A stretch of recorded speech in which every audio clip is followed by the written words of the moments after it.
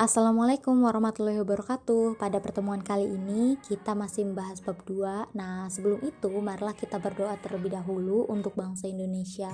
Semoga segera disehatkan baik badannya, pikiran ataupun hati nuraninya. Nah, pada kesempatan kali ini kita akan bahas tentang tumbuhan dan hewan atau plante dan animalia. Nah, apa sih yang disebut dengan tumbuhan? Ciri-cirinya seperti apa? Yang pertama, itu terdiri dari banyak sel atau multiseluler dan memiliki dinding sel, makanya kan kalau kita pegang kan agak keras ya. Nah, bisa buat makanan sendiri melalui fotosintesis, juga punya zat hijau daun atau disebut dengan klorofil. Untuk jenis tumbuhan dibagi jadi dua, ada yang memiliki pembuluh angkut atau xilem dan flum, contohnya tumbuhan berbiji dan tumbuhan paku. Ada yang tidak punya pembuluh angkut, contohnya tumbuhan lumut. Nah, yang pertama kita akan bahas terlebih dahulu apa sih yang disebut dengan tumbuhan lumut atau Bryophyta. Untuk ciri-cirinya, yang pertama itu belum memiliki akar, batang, dan daun sejati. Biasanya kecil ya untuk yang lumut, kamu sering temukan di tempat lembab. Memiliki klorofil atau zat hijau daun, tidak punya pembuluh angkut atau xilem dan flum, dan mengalami pergiliran keturunan antara fase gametofit dan sporofit. Untuk jenis-jenisnya ada 3 jenis, ada lumut hati, lumut daun, dan lumut tanduk. Untuk gambarnya kamu bisa lihat itu. Biasanya lumut daun itu daun-daunnya terlihat sekali. Untuk yang lumut hati biasanya bentuknya agak khas untuk daunnya. Nah, apalagi yang tanduk itu ada cocos-cocosnya ya, gitu. Selanjutnya, tumbuhan paku atau bisa disebut dengan Pteridophyta. Ciri-cirinya yang pertama berbeda sekali dengan tumbuhan lumut. Nah, tumbuhan paku cirinya punya akar, batang, dan daun sejati. Sedangkan tidak berbunga, juga memiliki pembuluh angkut. Kalau tadi kan di lumut tidak memiliki. Nah, ciri khas lain itu daun mudanya menggulung. Kamu pasti sering menemukan di saat kamu bermain ya, gimana? Nah, habitatnya biasanya menempel di tanah atau saprofit ya, dan juga punya klorofil atau zat hijau daun. Berarti tumbuhannya biasanya warna hijau untuk tumbuhan paku. Itu. Untuk struktur tumbuhan paku itu silakan kamu gambar bentuknya seperti ini. Kamu pasti sering menemukan di saat mainan itu daunnya menggulungnya biasanya ada serbuk bedak, sehingga pas kamu buat mainan ditempelin di tangan itu kayak ada putih-putihnya. Nah, contoh tumbuhan paku itu ada paku purba, paku kawat, paku ekor kuda, dan paku sejati. Yang tadi kamu gambar itu paku sejati. Manfaat tumbuhan paku untuk apa saja? Yang pertama ada untuk obat antiseptik, menahan erosi tanah, mensuplai oksigen, bisa buat pupuk dan tanaman hias gitu. Selanjutnya kita akan bahas tentang tumbuhan berbiji. Ciri yang pertama itu punya akar, batang, dan daun sejati. Jadi sudah jelas mana daunnya, mana akarnya, dan lain sebagainya. Selanjutnya punya pembuluh angkut atau xilem dan flum. Xilem berfungsi mengangkut air dari akar ke daun untuk fotosintesis, sedangkan kalau flum berfungsi mengangkut hasil fotosintesis dari daun ke seluruh tubuh tumbuhan. Punya bunga dan biji, bisa membuat makanan sendiri. Nah, tumbuhan berbiji dibagi jadi dua, ada tumbuhan biji tertutup dan tumbuhan biji terbuka. Untuk tumbuhan biji terbuka atau Gymnospermae punya ciri-ciri yang pertama bakal biji tidak tertutup daging buah, dan selain itu batangnya berkambium atau bercabang, contoh melinjo ada cabangnya kan, dan lain sebagainya. Nah, untuk ciri selanjutnya itu pohon-pohon besar, contoh kayak cemara dan lain sebagainya, tidak punya bunga yang sesungguhnya atau punya strobilus.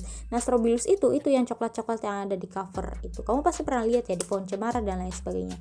Akarnya biasanya tunggang. Contohnya melinjo, ginkgo, pinus, atau cemara dan lain-lain. Nah, ini gambar-gambar yang termasuk tumbuhan berbiji terbuka. Nah, selanjutnya kita akan bahas tentang tumbuhan berbiji tertutup atau Angiospermae. Nah, ini sangat banyak untuk variasinya. Ciri-cirinya biasanya akarnya ada yang serabut, ada yang tunggang. Bijinya dilindungi oleh daging buah. Pokoknya daging buah yang bijinya di dalam ada itu termasuk Angiospermae. Biasanya ciri-cirinya berbunga. Jadi sangat khas sekali, biasanya punya variasi bunganya. Tuh. Nah, terbagi jadi dua, ada yang monokotil dan dikotil. Kalau monokotil itu keping 1, dikotil keping 2. Manfaatnya untuk makanan, pakaian, dan lain sebagainya. Masih banyak contoh lainnya. Nah, tadi kan dibahas dibagi dua tuh, ada yang monokotil, ada yang dikotil. Nanti kita akan bahas ciri-ciri masing-masingnya. Berikut adalah perbedaan tumbuhan monokotil dan dikotil. Untuk jumlah biji atau kotiledon, untuk yang monokotil itu nggak bisa dibelah atau satu keping, dikotil itu 2 keping biji. Nah, untuk akarnya monokotil serabut, dikotil tunggang, jaringan pembuluhnya kolateral tertutup untuk monokotil dan dikotil terbuka, batangnya tidak berkambium, contoh kayak kelapa. Sedangkan kalau yang dikotil berkambium, contoh kayak mangga. Tulang daun sejajar, sedangkan dikotil itu menyirip dan menjari. Di situ ada gambarnya. Jumlah bagian bunga kelipatan 3 untuk monokotil, sedangkan yang dikotil kelipatan 4 atau 5, seperti itu.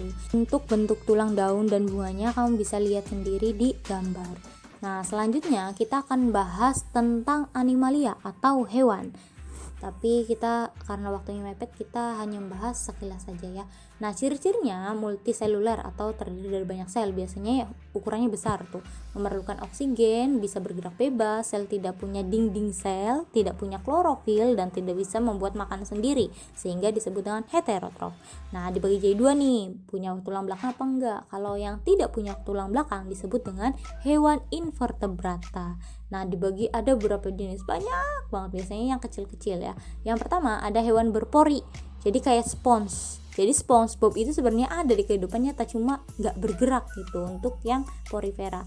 Nah, selanjutnya ada colentrata atau hewan berongga dan menyengat, contohnya ubur-ubur. Lalu ada platyhelminthes, cacing pipih, planaria. Kalau dipotong-potong itu bisa jadi hewannya baru, kamu bisa searching di YouTube videonya.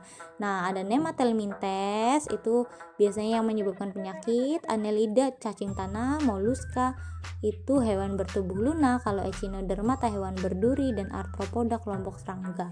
Contohnya itu ada di situ, ada gambarnya juga, nama-nama hewannya. Nah, yang dikotakin merah itu adalah kelompok vermes atau kelompok cacing gitu. Contohnya di situ ada gambar cacing tanah. Kalau tadi itu biasanya didominasi oleh hewan-hewan yang kecil, kita akan bahas hewan yang ukurannya lebih besar atau biasanya cirinya punya tulang belakang atau vertebrata.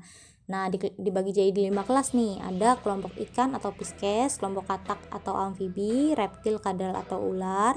Nah, burung atau aves, mamalia itu kelompok kucing, beruang, manusia yang punya kelenjar susu. Nah, tabel perbedaan hewan vertebrata kamu bisa dilihat, wajib ditulis ya.